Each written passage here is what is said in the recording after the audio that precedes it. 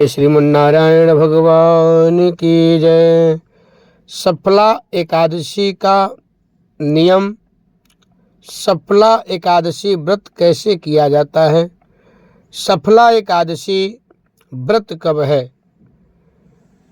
तो मैं बताना चाहूँगा आप लोग, एकादशी व्रत हर महीने में 2 आता है। एक एकादशी कृष्ण पक्ष में आता है, दूसरा एकादशी शुक्ल पक्ष में आता है। जो लोग एकादशी का व्रत करते हैं, कुछ लोग तो ऐसे होते हैं सारा एकादशी का व्रत करते हैं, तो लोग सुबह उठ करके उन लोगों को सबसे पहले भगवान श्री नारायण भगवान विष्णु का अपने मन में स्मरण करना चाहिए।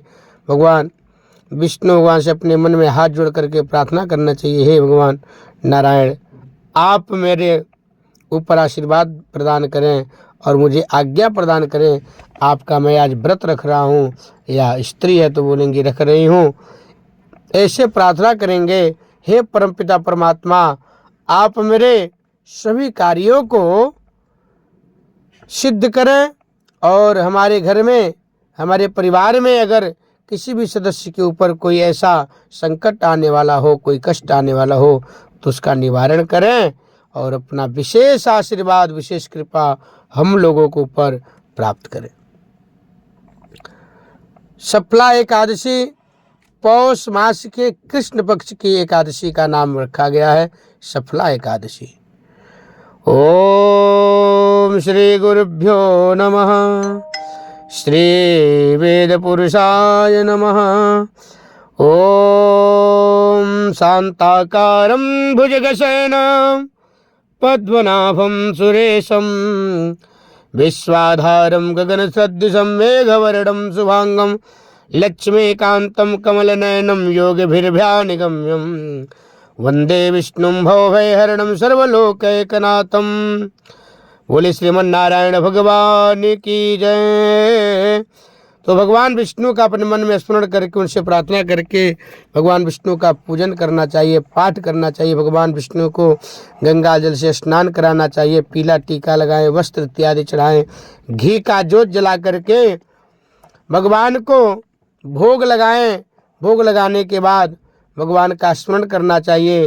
वहाँ बैठ करके कुछ क्षण ओम नमो भगवते वासुदेवाय का जप करना चाहिए। सफला एकादशी व्रत कथा। महाराज युधिष्ठिर ने पूछा, हे जनार्दन, हे श्रीहरि, पौष कृष्ण एकादशी का क्या नाम है? उस दिन कौन से देवता का पूजन किया जाता है और उसकी क्या विधि है? कृपया मुझे बताएं। भक्त वत्सल भगवान श्री कृष्ण कहने लगे कि धर्मराज, मैं तुम्हारे स्नेह के कारण तुमसे कहता हूँ कि एकादशी व्रत के अतिरिक्त मैं अधिक से अधिक दक्षिणा पाने वाले यज्ञ से भी प्रसन्न नहीं होता हूँ। अतः इसे अत्यंत भक्ति और श्रद्धा से युक्त होकर के करें। हे राजन, द्वादशी युक्त पौष कृष्ण एकादशी का महात्म्य तुम एकाग्रचित होकर के सुनो। इस एकादशी का नाम सफला एकादशी है। इस एकादशी के देवताओं श्री नारायण है। इस एकादशी के देवता श्री नारायण है और विधि पूर्वक इस व्रत को करना चाहिए।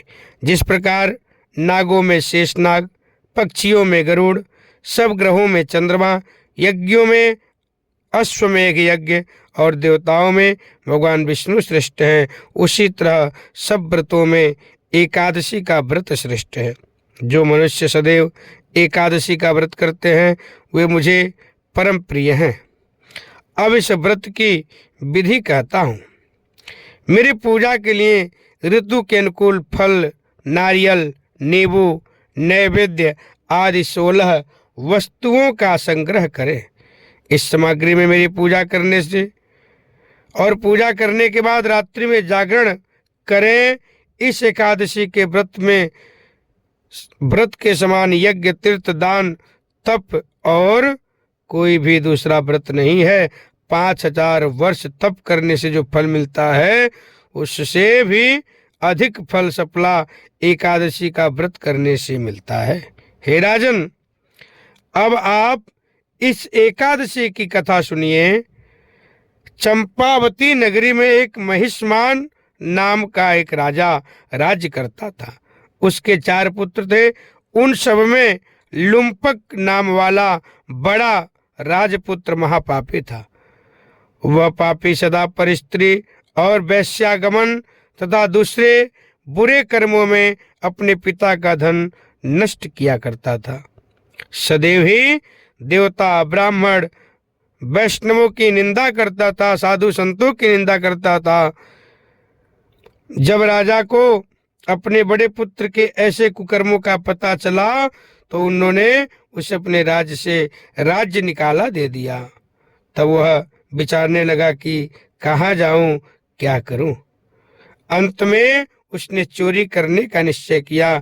दिन में वह वन में रहता और रात्रि में अपने पिता की नगरी में चोरी करता, प्रजा को तंग करने और उन्हें मारने का कुकर्म करता। कुछ समय पश्चात सारी नगरी भयभीत हो गई। वह वन में रहकर पशु आदि को मारकर खाने लगा। नागरिक और राज्य के कर्मचारी उसे पकड़ लेते, किंतु राजा के भय से छोड़ देते थे। वन के एक अति प्राचीन विशाल पीपल का वृक्ष था। लोग उसकी भगवान के समान पूजा करते थे। उसी वृक्ष के नीचे वह महापापी लुम्पक रहा करता था। इस वन के लोग देवताओं की क्रीड़ा स्थली मानते थे। कुछ समय पश्चात पौष कृष्ण पक्ष की 10वीं के दिन वह वस्त्रहीन होने के कारण शीत के रहते सारी रात्रि सो नहीं सका और उसके हाथ पैर अकड़ गए। सूर्योदय होते ही वह मूर्छित हो गया। दूसरे दिन एकादशी का मध्याह्न में सूर्य की गर्मी पाकर उसकी मूर्छा दूर हो गई। गिरता पड़ता वह भोजन की तलाश में निकला। पशुओं को मारने में वह समर्थ नहीं था, अतः पेड़ों के नीचे गिरे हुए फल उठाकर वापस उसी पीपल वृक्ष के नीचे आ गया। उस समय भगवान, अब आपके ही अर्पण है ये फल, आप ही तृप्त हो जाएं। उस रात्रि को दुख के कारण रात्रि को भी नींद नहीं आई। उसके इस उपाय और इस उपवास और जागरण से भगवान अत्यंत प्रसन्न हो गए और उसके सारे पाप नष्ट हो गए। दूसरे दिन प्रातः काल होते ही एक अति सुंदर घोड़ा अनेक सुंदर वस्तुओं से सजा हुआ उसके सामने आकर खड़ा हो गया। उसी समय आकाशवाणी हुई कि हे राजपुत्र, श्री नारायण की कृपा से तेरे पाप नष्ट हो गए। अब तो अपने पिता के घर वापस जाकर राज प्राप्त कर सकता है। ऐसी बाणी सुनकर वह अत्यंत प्रसन्न हुआ और दिव्य वस्त्र धारण करके भगवान आपकी जय हो, भगवान आपकी जय हो कहकर अपने पिता के पास चला गया। उसके पिता ने प्रसन्न होकर उसे समस्त राज का भार सौंप दिया और वन का रास्ता ले लिया। उसका पिता जो है वहां से चले गए जंगल में। अब लुम्पक शास्त्रानुसार राज करने लगा। उसके स्त्री पुत्र आदि सारा कुटुंब भगवान श्री नारायण का परम भक्त हो गया। वृद्ध होने पर वह भी अपने पुत्र को राज्यभार सौंपकर वन में तपस्या करने चला गया और अंत समय में वैकुंठ की प्राप्त हो गई। अतः जो मनुष्य इस परम पवित्र सफला एकादशी का व्रत करता है उसे अंत में मुक्ति मिलती है। जो नहीं करते हुए पूंछ और सींगों से रहित पशुओं के समान है। इस सफला एकादशी के महात्म को पढ़ने से अथवा सुनने से मनुष्य के सारे पाप नष्ट हो जाते हैं और अश्वमेघ यज्ञ का फल मिलता है।